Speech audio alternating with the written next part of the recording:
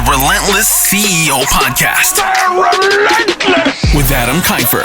Follow your path to success alongside icons and industry leaders in martial arts, fitness, and more. Let's go. This is the Relentless CEO Podcast.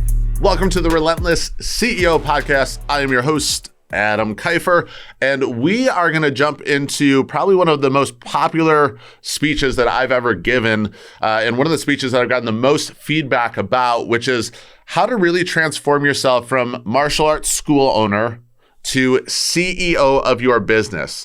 And it's not just about money, because a lot of people think that we got to get to a certain level of income to be that CEO status. No, that's not true. It's really a very important mindset shift in how we think about running a business, how we think about time management, and how we think about prioritization in our lives. And I'm really excited to share this with you. And also, I'm going to go through a little bit of my journey on the way up to transferring over from martial arts instructor all the way to CEO, so you can hear about my journey a little bit.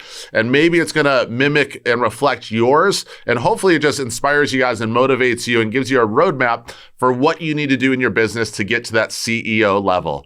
Check it out and enjoy. Over the last year or 2 years, I've had to make a lot of mindset transitions in my own life to be able to level up. Okay. And I think one thing that I see pretty common in our industry is a lot of us think of ourselves as small business owners. Okay. When you think of yourself as a small business owner, you keep a small business owner mindset. Does that make sense? Okay. You guys need to think about where you want to be and think like a CEO. And for me to get to the point where I was able to change that mindset and have that shift, I had to really start thinking like a CEO and make major mindset shifts, which is what I want to go over with you guys today. Now, one of the reasons that I feel qualified to talk about this is, number one, I built my first $1 million business in under 12 months, okay? And everything that I put into that business, into Relentless, okay, was things that I learned from previous experience and also watching other people do the wrong things, watching other people do the right things, and being able to take that experience and put it to work, okay? If you guys don't know me as a school owner, took over a school right before the pandemic. We had an awesome month, and I was super excited, and then March came, and you guys all know how that went, right? It was awesome. But when we took it over, we had a little over 100 students, I would say. We were doing, I think, $19,000 a month. Okay, now we're doing $600,000 a year, about 12 and a half, 13 months later. And then last part of this, one of the things that I love about my companies is my team runs them. So I know Solomon visited our school yesterday. Was I there? No. Okay, I have an awesome team in place at all my companies that run the day-to-day and that really make it function by the systems that we have in place. So that's really where part of the CEO thinking comes as well, to be able to give up that control so you don't have to be the person all the time. Does that make sense? Okay, it gives you more time with your family, gives you more opportunities to go on vacations and travel. And like, I love it when I can go out of town and there's no text coming through on my phone from my staff, because they handle it, they get it done. It's all right, my staff, you guys can still text me. It's all right. First thing, master your emotional intelligence. So if we think about running a business, what do you think is more important, EQ or IQ? EQ by far, right? CEOs, they think differently. They remove emotion from the decision-making process. Okay, if we think about times that we've been frustrated or stressed or overwhelmed, that's usually like when we're yelling at our kids, right? We don't make the greatest decisions when we're in those moments. So great CEOs are able to step back away from the moment and really think logically and make logical decisions within their business. And it's funny because I see that the businesses growing at a faster rate and succeeding the most are the ones that have the CEOs with less emotion. Okay, so it's really important that we focus on thinking logically.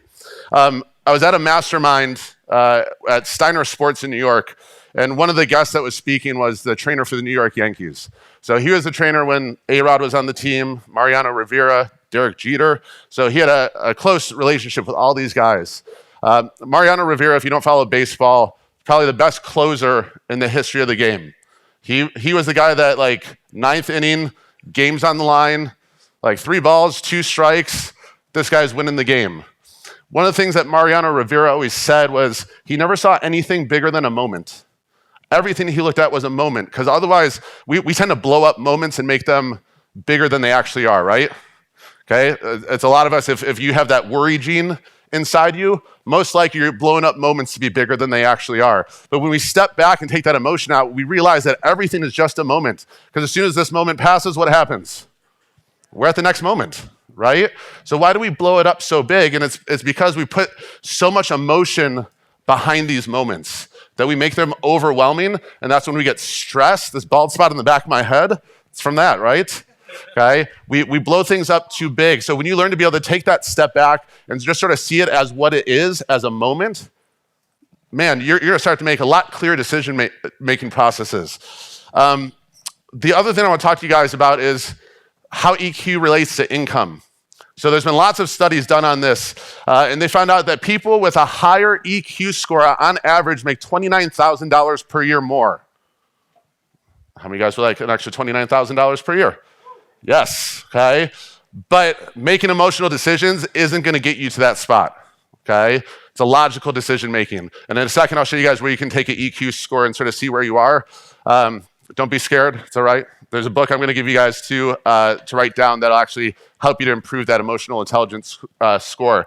One EQ point they found out through their studies is an increase of, and I can't see it on the screen, and I can't remember it, but $1,300 in income per year. So every time you up-level an EQ point, it's directly relatable to income. IQ is not, okay? And they've done tons of studies on this. You guys can Google it later. But EQ is directly related to your income. So is it important to work on this daily? You guys don't want more income? Is it important to work on this daily? Yes, okay? And here's the thing, guys. Emotional intelligence, having this trait doesn't mean that you're void of emotion. Okay, what EQ means is that you're able to step back and actually realize what the emotion is, process it, and move on. Okay, the problem is a lot of times this emotion hits us and we skip the process and the move on part and we just grab onto it. And then it leads our decision-making process.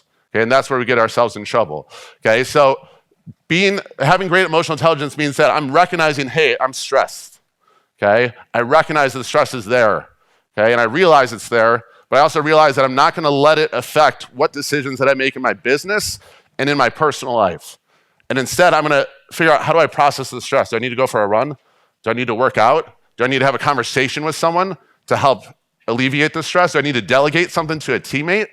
Okay, but I'm going to find a way to process the stress so I can move on and be a better leader for my team. Make sense?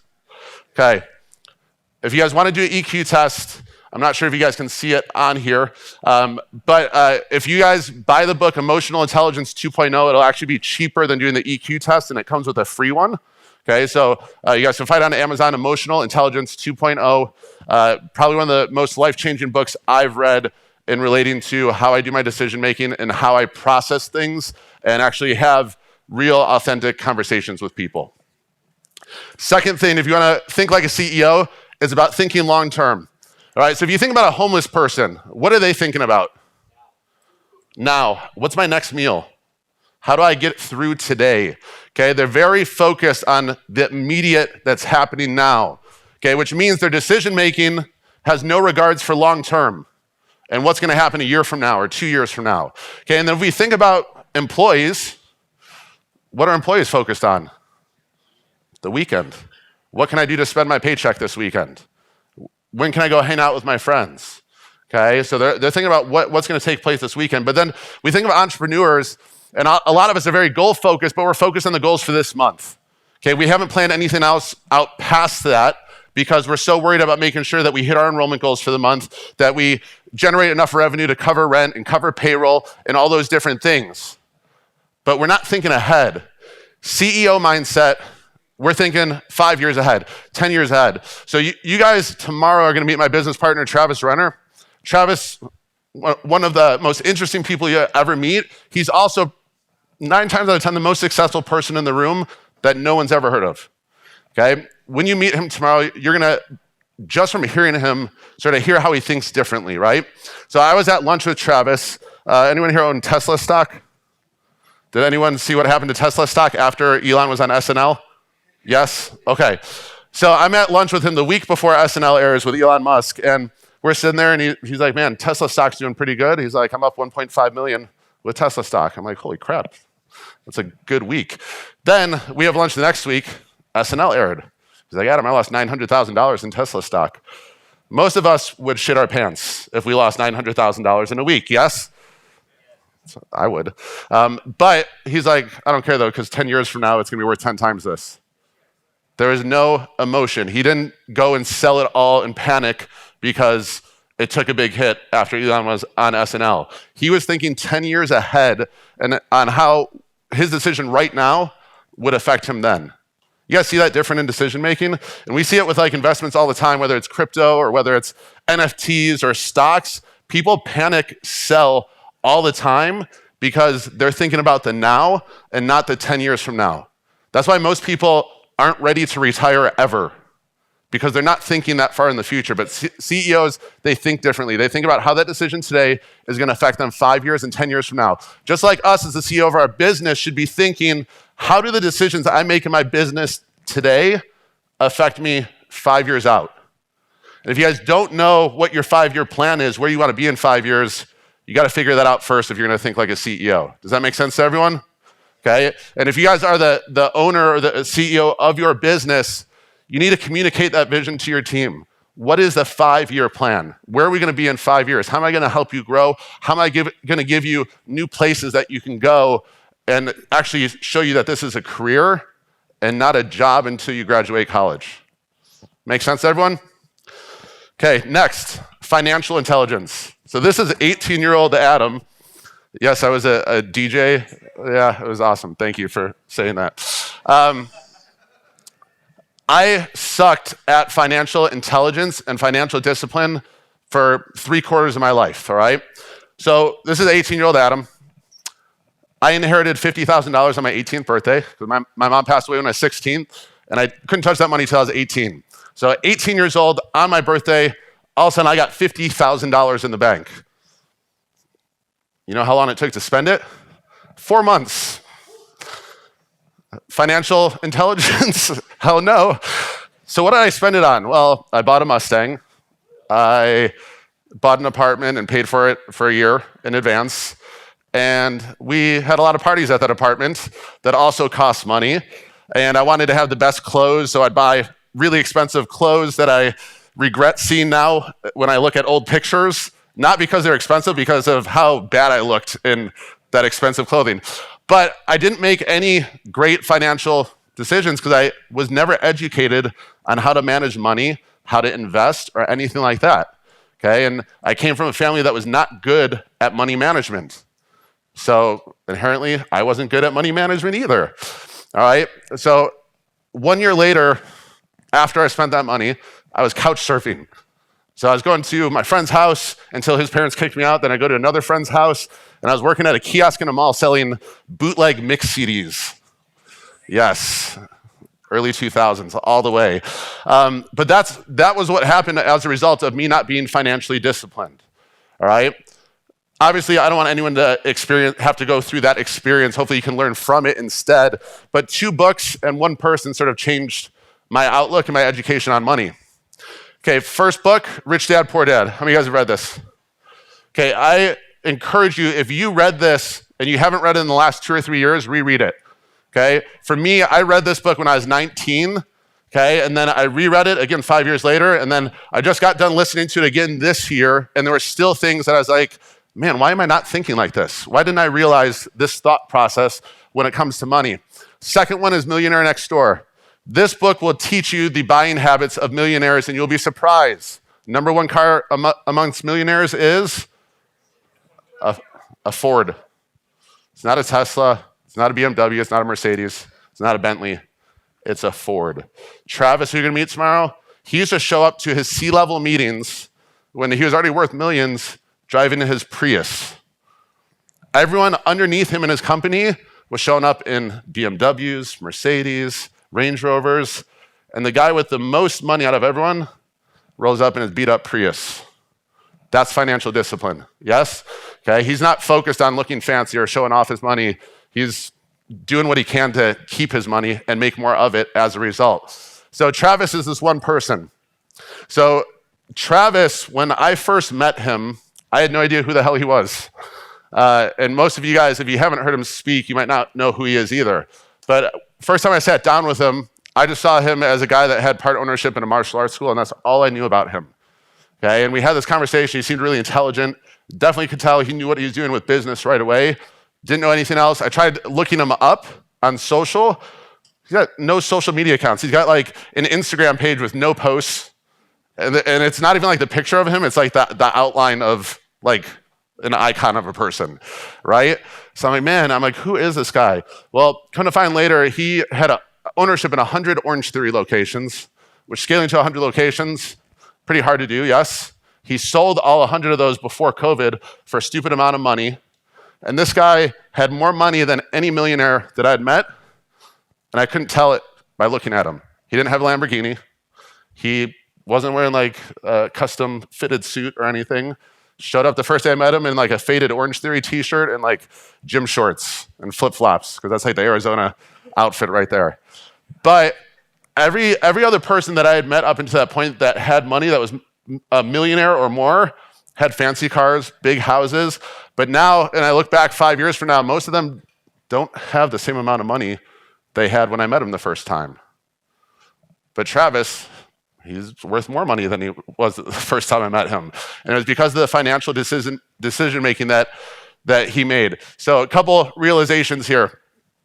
After being educated on money, okay, and reading those books, I decided to figure out what my net worth was. You guys know how to figure out net worth?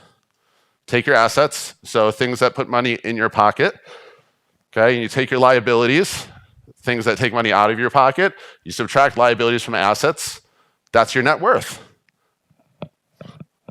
That's what I realized. My net worth was negative when I did this. I had way more liabilities than assets. And I encourage you guys, and it might be a scary thing to do at first, and I know it's scary the first time I did this, but go home, look at your car payment, your mortgage, all these things that are taking money out of your pocket, and then look at how much you have invested into assets and do the math, okay? You might come to this point, but this is probably one of the most powerful things that I realized, because almost like we talked about earlier, firing our representative, I was telling myself I was good with money. But what does the truth show? I wasn't, right? So some takeaways that I want you guys to get from this, okay? Number one, these are things that I've learned, okay? I'm not a financial advisor. Let me just say that right off the start. And these are still things that I'm getting better at every single day, okay? But put your money into assets. So if you guys do your research, okay, you want to make sure that when you're looking at these people that are building generational wealth, they are taking their money and putting it into assets, not into fancy cars and things that make them look impressive on Instagram, TikTok, and Facebook, okay? So they're investing into things that actually help them to grow money. My last car I bought completely from passive income from stocks, okay? Paid up front for it, okay? I'd never done that before. That was like a huge achievement for me. I was like, man, I'm finally doing something. I wasn't trading time for fancy stuff. I wasn't trading my hard-earned time to buy something that's a luxury item, okay? The wealthiest people in the world, they let their passive income buy luxury. Broke people trade their time for luxury and still live paycheck to paycheck as a result, okay? Especially if you're younger in this room, if you guys realize this now, man, you guys can build generational wealth starting now, okay? A lot of us in this room either never learned this stuff, okay, or we learned it when we were older and it was a lot harder to start building that wealth up, okay? So don't trade time for liabilities. Also, remove emotion and fear from your money habits, okay? A lot of us I know tons of people I've had conversations with, they're like, man, I want to invest in stocks, but it's just risky. You know what's also risky? Keeping your money in a savings account that has a lower percentage than the inflation rate in the country.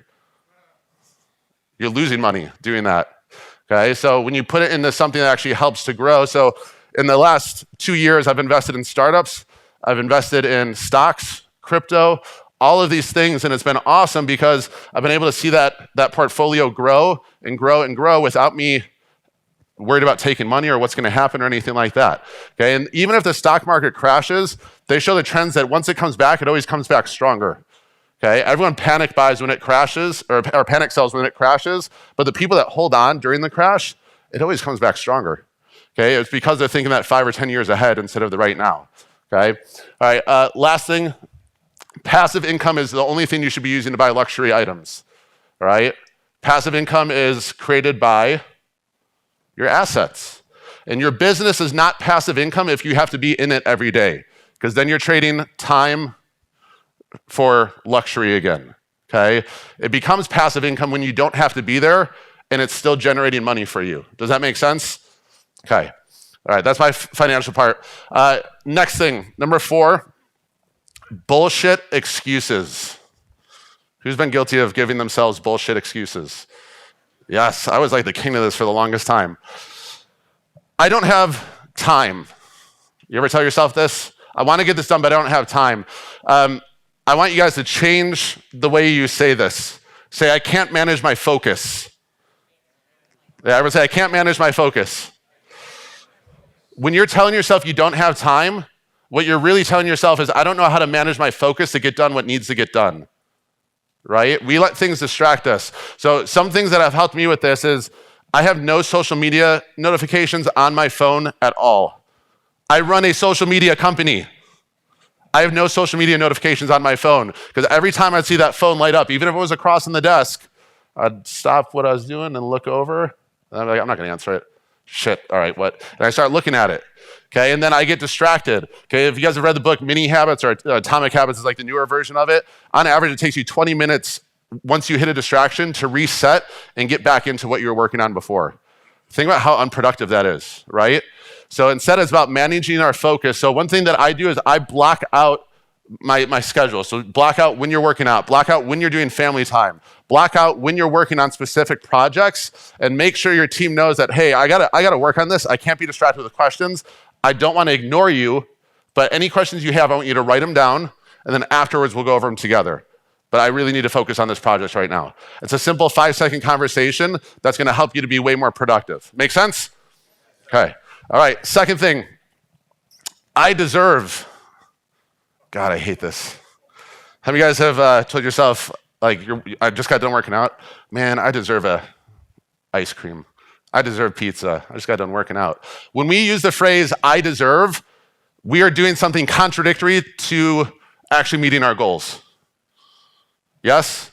If I'm trying to get in shape and I'm working out, I'm like, man, I deserve a cheat day today. You're just like lying to yourself. You're stopping yourself from reaching your goal. Okay? Or, man, I just bought some stock today. I deserve to go out to the mall and buy myself a bunch of stuff. Okay? I deserve is probably the most cancerous thing you can ever think because you will get what you deserve when you finish meeting your goals. Okay? You rest in the end, not in the middle, right? Okay? A lot of us, we like to rest in the middle because we're tired or, man, I deserve a break, which we'll get into that in a little bit. Okay, third thing, stop waiting to be motivated. If you guys came to this event because you're like, man, I need motivation, you're not going to go back and win in your business. Okay, because motivation is temporary. Okay, it does not last. Inner drive and your why is what lasts. Okay, later at this event, you guys will get to meet my kids. That's the why. All of you have that why for why you work as hard as you do. Okay, that's what you need to think of. Don't wait for a Tony Robbins event. Don't wait to watch a motivational video on YouTube. Remember that why and why you do what you do. That is what will push you to reach your goals. Yes? Okay. Obviously, I love my kids. All right, fourth. Success gives no shits. Okay, if you are telling yourself excuses, okay, success is not going to wait around for you. It does what? It moves on to the next person. If you're not ready for success, it's not going to wait for you. It's not success's job to understand us. It's our job to understand success. All right? A lot of us feel like we deserve stuff or we earn something. If you earned it, you would have earned it already, right? Okay, so one thing that I tell myself, like, especially when I'm working out, because when I work out, my brain's like, dude, you should take a break, man. Just wait a little bit, you're fine. And I'm like, man, success does not care if I want to break. Success does not care if I'm tired. Success doesn't care if my arms hurt. Success doesn't care if I'm getting ready to puke. I was working out at the gym one time, Bryce was on the phone with me, and I was doing pull-ups or something, and I was like, I feel like I'm gonna puke. He's like, it's fine if you puke, just keep going. Success doesn't care if you puke, right? So all of us have had shit that have happened in our lives that have made it really hard to overcome. Can we all agree on that? Okay, and I'm not trying to minimize anything that you've been through in your life, but every person in this room has gone through something like that. And this may sound like I'm an asshole, but this is truth. Success doesn't care about what you've been through. Okay? We see people all the time that have had horrible trauma that come out of it and they're amazing and successful, and you would never know that they went through what they actually went through. But the reason they're able to push through it is because they didn't use that as a reason to stop them from being successful and from reaching their goals. Okay? Don't let it stop you. Okay, so the next time you start to tell yourself, I deserve this, I deserve that, just success doesn't care. Everyone say, success doesn't care. Okay, when you guys realize that, it helps you to push through much more. I want to tell you guys a story about a farm that I learned, and I've never been on a farm really in my life, but there's a lot of them here in Arizona. But I heard this story, so I want to share it with you, okay? So there's a farm, and this girl that lives on the farm, young girl, got a bunny rabbit for the first time. When she got her bunny rabbit, she let it go play with all the other animals in the wide open, and coyotes came. What happened to the bunny rabbit? Yeah, it's gone. Sad story. That's not the end, though, okay? Parents got her a new rabbit, and they found that the only place that they could keep this rabbit and keep it safe was in the chicken coop with the other chickens. So they put it in the chicken coop because it was fenced in. Coyotes couldn't get to it. Fast forward a month, they're looking at the bunny, and it's not hopping, it's waddling. And they notice when it's going to eat its food, it's pecking at its food like it's a chicken. This bunny believed that it was a chicken because all it knew was chickens. So you are who you surround yourself with. Okay, if we're surrounding ourselves with people that are full of negativity, that make excuses all the time, guess what? You're a chicken. You just don't realize it. Okay, you are living and breathing and acting like those people that you are surrounded with instead of being your free bunny self, right? Please don't put that on a t-shirt. So I want you guys to think about, who do we need to surround ourselves with? So this is an exercise I did a long time ago that I want you guys to do, and just write it on a piece of paper, your notebook right now. I want you guys to think right now, who are the 5 people besides your immediate family that you spend the most time with? Write their names down on the list right now. Okay, the 5 people you spend the most time with besides your family. And do not let your representative make this list. Make sure this list is true, authentic. Okay, write those 5 people down.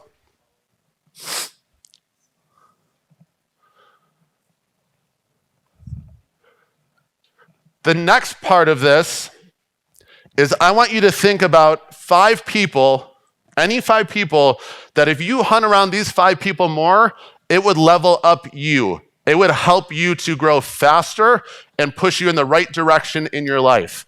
I don't care who it is. Like, it can be someone that's a celebrity. It can be someone you've never met before. Think of the 5 people that you need to hang around more that would level up your game. I did this show a while ago, and I had a few people on that list of 5 for people I wanted to hang around that I had never met before. So I'll give you guys a couple of tips of what I did to actually be around these people. And you'll find out about one of them tomorrow. First thing is, I started following them on social media. But I didn't just sit back there and watch. I started liking and commenting every single thing that they did, because I just wanted to be engaged with them. So the first time that I'd reach out to them, they would have some familiarity with who I am. Okay, because I seen that notification pop up that says, hey, Adam Kifer just commented on blah, blah, blah. Second thing, think about how you can deliver value to them first. So there's one person I really wanted to meet. So I bought 100 copies of his book to give out to some clients, to give out to some friends, and to give out to some family members. I got my first message from that person after I posted on social media, me opening the box of the 100 books I just bought. I delivered value by what? Supporting what he was doing first. Okay, I did not message him and ask him if he wanted sparring gear equipment from Pakistan. You guys got that message? Yeah, all the time, right? Yes, you guys know what I'm talking about. Okay, I didn't just message him with an ask right away. I delivered the value first, then just said thank you. I still didn't ask him for anything. And then you know what I did a week later? I bought another 100 books and posted it again on social. He reshared it. Then he messaged me again. He's like, hey man, I really appreciate your support. Then the conversation started happening of how we could help each other out. Okay, and this is someone that I've wanted to meet for a long time. I'm not going to spoil the surprise of who it is, but it doesn't matter who's on that list. You can be in their circle. There's always a way. Does that make sense to everyone? Okay, just be strategic about it. So what I want to talk to you guys next is friends versus allies. So I got this from a book, Winning by Tim Grover. Has anyone read that? If you have not read that, oh my God, it's like the best book. Bryce and I probably each read it like 3 times in the first week we got it. It was awesome. All right, there's a difference between friends for allies, and this is going with our inner circle discussion that we're talking about, okay? So we think about friends. A lot of us surround ourselves with people that we're comfortable with because it's comfortable. But what we don't realize is a lot of these people that are friends that we have in our circle now are telling us things that stop us from being great. Remember the I deserve? Well, the friends tell us you deserve. Oh, you deserve a break. You're working too hard. Man, you deserve a vacation. All of those things are contradictory to my goals. Okay, and the reason that they tell us these things is because they don't understand what it takes to become successful. They don't understand the sacrifice that it takes to become successful. So they don't know what else to tell us. And they're nice. I'm not saying these guys are jerks. They're nice, but all they're telling us is what they know. Okay, because they haven't had the same work ethic, focus, or vision that we've had to get to where we want to be. Instead of friends, you want allies. You want the people that are aligned with your goals, ready to go to war with you every single day. When I was on the phone with Bryce, and he's like, it's okay if you puke, but keep working out. That's ally. Yes? Okay, a friend would have said what? Dude, you're working out too hard. You need to slow down, bro. I don't want those people around me. I want the people that when I put my foot on the gas, they grab my knee and they push it down harder. That's the people I want to be surrounded with, okay? When I first took over at MX, I remember, and I think Scotty was there, he'll probably remember this, but we enrolled like 45 people in the first month that I was at MX. And one of the instructors that was there already came up and she goes, you know, we're just growing too fast. Friend, not an ally. An ally would come over and be like, we're at 45, how do we get to 60? Okay, when you start surrounding yourself with those people, the people that push you to go past your current goals, that's when you start to level up, okay? That's who you want to surround yourself. Raise your hand, and don't point to them if they're in this room, but raise your hand if you know that there's a friend that you need to replace with an ally. It may be a family member too, I'm telling you guys this, okay? But all of us probably have someone that is a friend and they're nice, and I'm not saying to call that person and be like, hey, we can't hang out anymore, but surround yourself with the allies more, and you will start to think more like those people. Make sense, everyone? Okay, next, turn failure into feedback. I love that Jody talked about being able to admit mistakes. Okay, if you guys have read Extreme Ownership, Jocko is like the king of, hey, it's all on me, all right? Number 1, I want you guys to say this. How do we do better next time? No, that was lame, guys. I know it's almost lunch, but I need a little bit more energy. Pretend you just like took a shot of vodka or drank a whole coffee, one of the two. How do we do better next time? When you have something that doesn't go well in your business, it's not, oh, we're never trying that again. That does not help you improve. Instead, you sit with your team and you say, hey guys, this didn't go as planned. And then you say what? How do we do better next time? You know what my favorite thing that I hear school owners say? That doesn't work in my area. Do you know why that doesn't work in my area? Because we tried it once, I didn't implement it correctly, and it didn't work, and then I never tried it again. That's what they should be saying, okay? You guys need to make sure that when we have failures in our business, when we have events that don't go well, when we have marketing things we try that don't go well, we step back emotionally from it. We don't just throw it out the window. We look at it and we say, all right, what did we do good and how do we do better next time? Okay, and you let your team give you feedback on improving for the next time. Okay, there's tons of things and ideas that I've gotten at seminars or events that I tried and it did not work the first time. Some of those evolved over the years into some of our best ways of getting new students. Okay, if you're a Relentless client, when we first started doing text follow-ups for leads, do you guys know what the conversion rate on the first time we tried it? We had only 17% response rate from leads coming in. We could have just thrown it out the window and be like, oh, text follow-ups don't work. Okay, now our clients average 50 to 60% response rates from their leads that they have coming in. Okay, but we had to look at what we built, test it, tweak it, keep testing it, tweaking it. Tomorrow, I'm gonna show you guys some new things that we're adding on to this process as well, but it's always evolving and getting better, right? So always look for ways to take whatever failed and turn it into something better. Okay, next thing, surveys. How many of you guys consistently survey your members? Ooh, if you have Spark does it for you, which I love, because I think every third class it sends out a survey to them, and then we get a star rating back with a comment, and they can mark it anonymous if they want. But we use that feedback to make our program better. Okay, we use that feedback to have talks with certain coaches on maybe why that class didn't go so well, so we could coach them up and make it better next time. How many of you guys talk to people after they cancel with you? How many of you guys are like, I don't want to talk to them after they cancel with me? All right. You need to have some sort of exit survey. So I had a mentor that I hired, and I was paying him $3,000 a month to coach me on building my agency. And I went to a mastermind that he held, and when I was there, I was sitting there, and I'm watching all these people talk, and then at one point the speaker goes, hey, who's grossing over $10,000 a month with their agency? And everyone puts their hands up. He's like, who's doing over 20? And like half the room puts their hands down. He's like, who's doing over 30? Then the rest of the room puts their hands down. And I was sitting there early on, like the only guy with my hand up, and I'm like, I'm the smartest person in the room. I'm in the wrong damn room. And then I called my mentor afterwards. I said, hey, I love you, and you've done great helping me get to this point, but I need to cancel my service with you because I need to get into a different room of people. You know what he said? He didn't say, hey, it's a 30-day cancellation policy and blah, blah, blah. He said, Adam, he goes, you're making the right decision because I want to see you grow. I want to see you succeed. He goes, can I interview you and get feedback from you on how we can make our service better in the future? Have we ever asked our students that canceled those things? So how do we know what to fix if we don't ask, right? So even if you have a cancellation form, have on that form some questions where you can get feedback. Maybe one of those questions is, hey, the reason you're canceling, if we can find a way to fix this, will you stay? Because what if it is something that's fixable? You stop that student from quitting, right?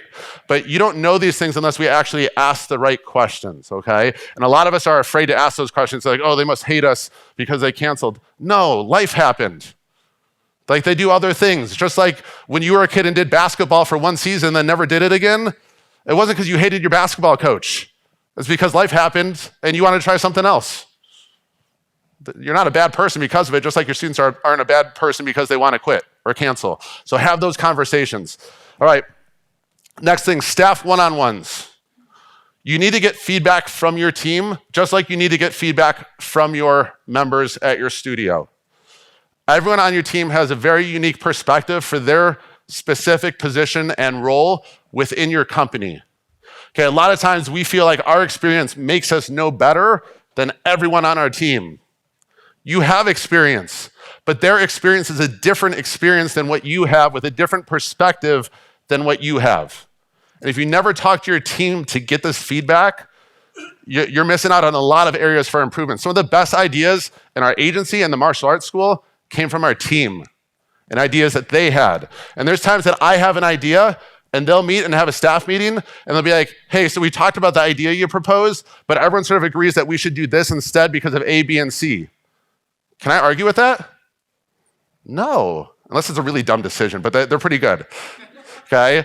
So you have to have those conversations. So one-on-ones are awesome because you sit down outside of your martial arts school, so it's a neutral territory, like sit down at Starbucks with your team, and ask them questions for feedback. Hey, what's something that I can do as a manager to make your job easier? Hey, if I gave you the keys to the school for one day, what's the first thing that you would change to make the school better? Ask them these questions, because this is how you get valuable feedback. The minute of truth that Jody said, hey, you can say whatever you want to me for a minute, and I'm not going to argue any of it. I'm just going to bite my lip and listen. The worst thing you can do is tell your staff that, and they say something, and you get defensive and start arguing with them right away. Because guess what? Are they ever going to bring feedback to you in the future? Never. And guess what? You're never going to stop them from quitting either, because they're too afraid to give you feedback. Okay, so it's about humbling ourselves and just taking it on the chin and listening to the feedback. And hey, you'll be surprised sometimes. Sometimes they give great feedback the whole time. Okay, they also might be trying to kiss your ass, but that's okay. We need that every once in a while. All right, learn from the failure of others. We all have iPhones, or at least the cool people in this room, right? I'm joking, I'm sorry. I know some of you guys are Android users. Who remembers the Zune player, Microsoft Zune? Who's still got one of those they use every day? You got the Zune phone? No one has that? Why? It was a failure. Okay, there's all these other companies that saw the Zune and thought it was gonna be a big thing because of the marketing. It failed, and you saw a lot of pivots happening. Well, hey, Zune's just a media player, but it doesn't do calls, so we're gonna add the phone feature to it. We're gonna add the phone feature to the phone. Yeah. All right, so we're gonna add the phone feature to it. You saw all these pivots happening. Some of the best lessons that I've learned, and I feel like this is one of my superpowers, is learning what not to do by watching other people make poor decisions.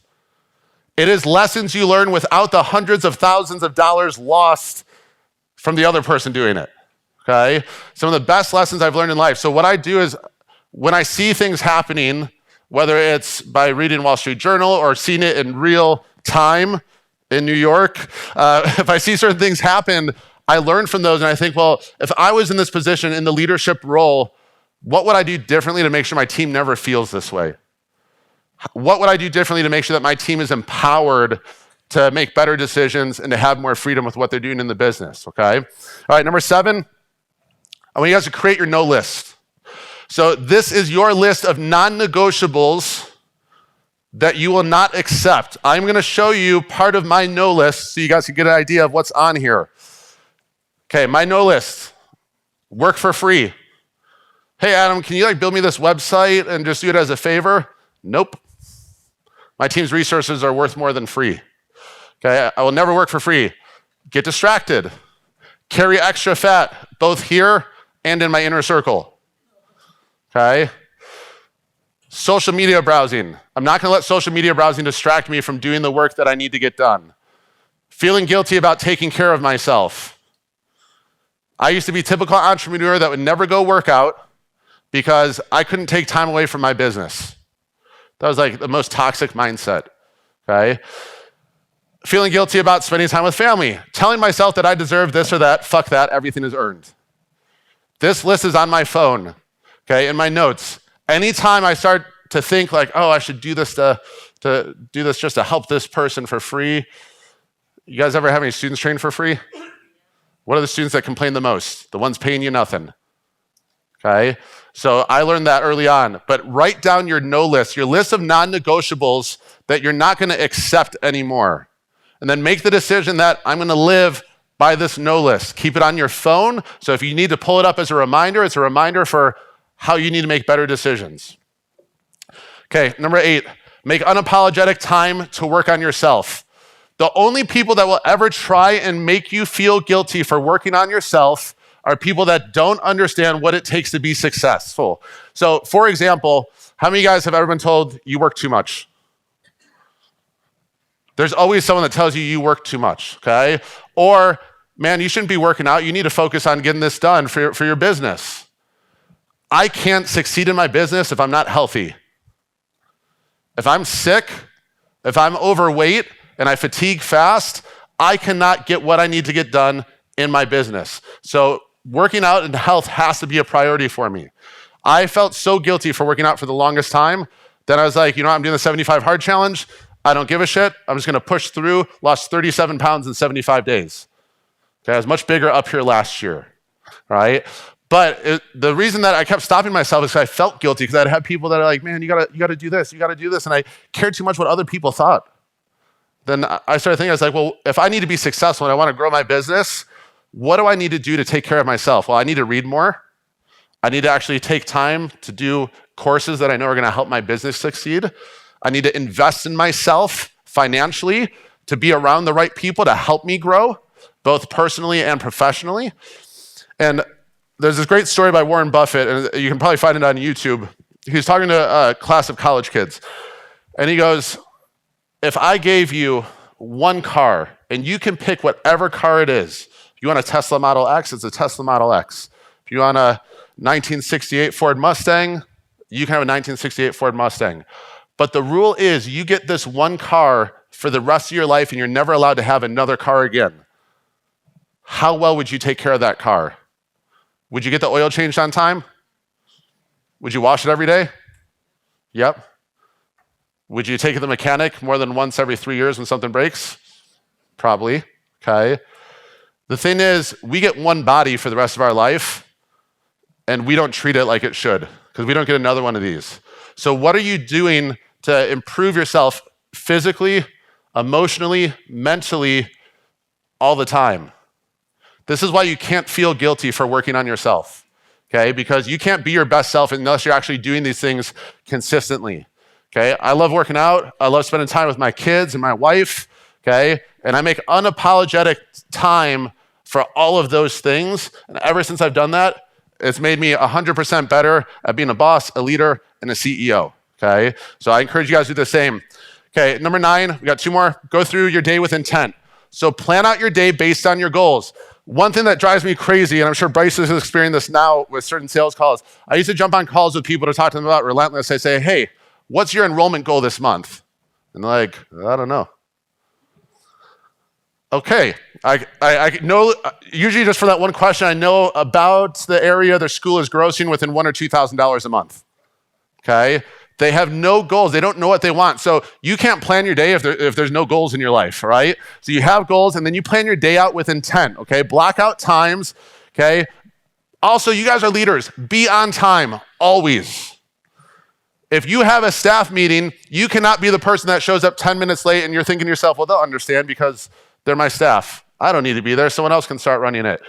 You need to be the example setter and be on time. If you say you're going to be there at 9, be there at 8:50.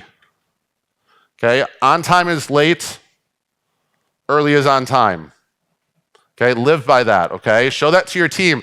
Because here's what I find. The school owners that complain about their team being late the most is usually the school owner that's late to every meeting with their team. Where do they get it from? I don't know. Okay? But always be on time. You're the CEO. Be prepared because other people are relying on you. Man, my dad, when he ran a school, he used to do his staff meetings. This is awesome. Monday nights at 9 p.m. after classes. That was our staff meeting time. Do you know we had planned out to speak out at the staff meeting? I don't know, whatever the hell you guys want. And it would go for 4 hours. I remember being a kid, like 8 years old, playing like with a football on the mat while all the staff is in a meeting. And I'm like, it's midnight. I got to go to school tomorrow. What the hell? You know why that happened? Because there was no organization or planning of what the meeting was going to be about. So at MX, we have a rule that whoever's running the meeting, if they come to the meeting without an agenda, anyone can get up and leave without any repercussions. Because that person didn't come prepared to the meeting. Okay, so if I'm leading a meeting and I don't even know what I'm talking about, how can I lead a meeting? How can it be focused? How can it be driven with intent? Okay, we lead by example as CEOs. So Dream is awesome at this. She's one of our managers. She, every time, has an agenda for our staff meeting. She sends it to me on Slack so I can see it. Since I'm not there at the staff meetings, she runs them. But there's an agenda of exactly what she's going to be going through with the team. She prints it. She hands it out to everyone. Everyone is instantly on the same page, and everyone is instantly focused in on that agenda. They're not veering off into 8 different directions during the meeting because it's focused, okay? So if you guys aren't doing this yet, you need to. Second thing is systems and strategy. So you can't expect your team to perform at the same level as you if they have to know everything that's in your head and none of it is written down, videoed, put anywhere. You have to have systems so your business is not reliant on you. Otherwise, you will never be able to get out of your business and have it run successfully. How many times have you told someone or you delegated something to someone and they did it, and you're like, man, I don't know why they keep messing up. Well, you asked them to teach a class without a class plan or any directions, and you expect them to remember the 10 minutes of instructions you gave them on how to teach a great class. Come on. No one's succeeding with that, okay? So you have to have those systems in place to make your team be able to succeed. All right, last one, eliminate, automate, delegate. Okay, if you're a CEO, you need to give up control. You cannot do it all. I call this my 6 questions, the clarity. So this is something that we do quarterly. I've had Danielle go through this as well. Basically, you're asking yourself 6 questions to identify where you need to replace yourself, what you need to delegate, what you need to eliminate, what you need to automate. Okay, so first thing, man, my eyes are so bad. All right, what took my energy? So you're gonna do this for a week, okay? And tomorrow I'll have a link for you guys or a QR code on one of my presentations to get to download this. So I think back at the end of my day, fill this out. Hey, what took my energy today? What did my energy go into? Okay, second thing on here, what non-CEO activities from that list did I do today? Maybe I mopped the mats. That's probably a non-CEO activity, right? How do you determine what a non-CEO activity is? Think about how much you want to make annually, determine what that is per hour. So if I want to make $100,000 a year, that's how much per hour? 50, okay? If I'm doing activities that are below a $50 an hour pay level, it's a non-CEO activity. Does that make sense to everyone? Okay. You cannot go to your school and eliminate, delegate, automate all of this stuff tomorrow. This is a process. So don't just go home and dump a bunch of shit on your team and be like, I got to be a CEO, guys. You got this. You guys are laughing because half of you are about to do it, right? I know. All right. So what non-CEO activities, okay? And then what tasks on that list can be delegated to someone else? So out of those non-CEO level, CEO level activities, what can I give to someone else? And then what systems do I need to be able to delegate this to someone else? This is the part that gets missed by pretty much every business owner. They go, what can I delegate? And then they delegate. Hey, you're teaching intermediate class today. Good luck. Don't play dodgeball for 40 minutes. Okay, we miss what systems do I need to be able to delegate this? Because otherwise you get frustrated with your team, they get frustrated with you because they feel like they don't have the right support. You have to have the systems to be able to delegate, or you have to have the person that knows the systems and can create them for you to be able to delegate. Okay, I was at the school a couple weeks ago for our trunk or treat, and I jumped on the computer for a second, and I noticed that our admin and April and Dream started making a new SOP for some different things that needed to be done in the business. The SOP is standard operating procedure. So on their own, they started creating systems for something that we didn't have that they recognized there was a need for. Okay, when you get systems in place at your school, your team will be empowered to start creating their own systems and updating those systems as they need it. Right? But you have to have the systems for them to be updated in the first place. And also, if you don't have systems in your school that are written out, your team doesn't know where to start in creating systems. The nice thing is we have folders of all of our SOPs on Google Drive. So if my team member wants to make a new system, they just pull up one of the other SOPs and they outline it the same way for whatever the new system is. Now it's a lot faster for them to get it done. All right. Next, what can I automate? All right. For the longest time, and I've referenced this before. How many of you guys remember mass training back in the day? All right, VIPing out in the cold weather. I wasn't in Arizona, obviously. I remember my dad one time, we were so obsessed about getting as many people in, booking 8 people per time slot for a first lesson so we could enroll half of those people. That was the mentality back then. I remember my dad, we worked all of our leads, and he walks up and he hands me a phone book. And I was like, what's this? I was like, it's a phone book. He goes, you're gonna start calling everyone with the letter A and go all the way through. And I sat there picking up the phone, calling and getting hung up and swear at by every single person in the town of Carroll Stream, Illinois. We can automate so much now. There's a website called CallFire. If you have a list of leads, you record a voicemail into this website. It'll automatically dial every single person. If they don't answer, it automatically leaves a pre-recorded voicemail. And you only have to pick up the phone when someone answers.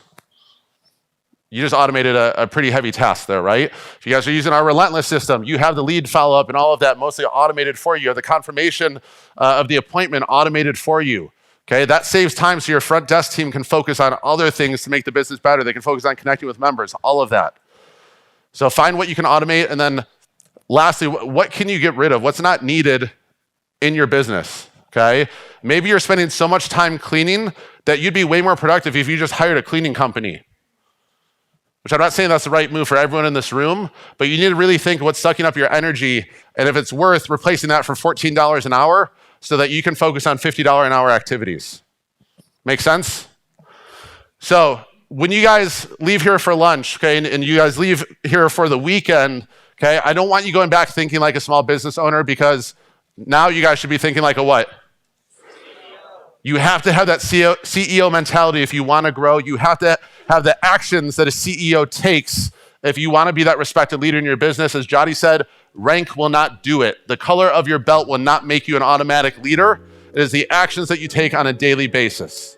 Does that make sense to everyone? Everyone know how to be a better CEO now? We're unstoppable, to the top, we about to go. That CEO, I need to know the impact we about to grow. Competition, comical, straight A1, we on the road. Money focus for the goal, tell them what they need to know. We unstoppable.